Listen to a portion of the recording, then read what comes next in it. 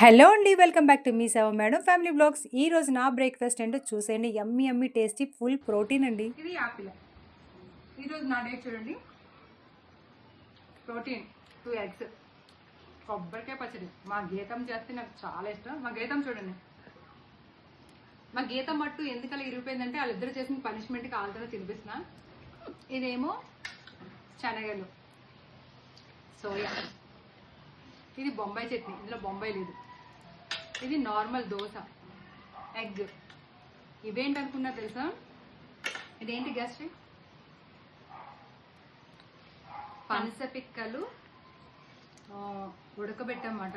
భలే ఉన్నాయి. ఉడకబెట్టి మళ్ళీ దాన్ని నేను కొంచెం ఓవెన్లో పెడితే బాగా సూపర్ ఉన్నాయి. సీజనల్, సంవత్సరానికి ఒకసారి తినాలి.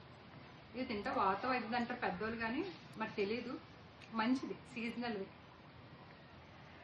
This is my breakfast.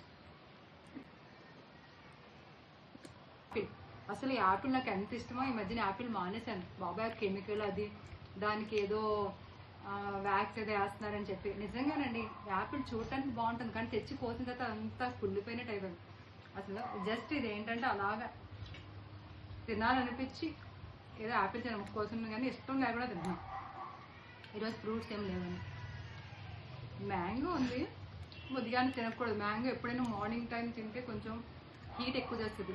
అది ఒమేగా 3 ఉంటుంది, దాంట్లోనే B12 కూడా ఉంటుంది. కానీ మధ్యాహ్నం తింటే మంచిది. మార్నింగ్ ఏంటంటే హీట్ చేస్తుంది అన్నమాట. అందుకోసం ఇది మన ఫేవరెట్.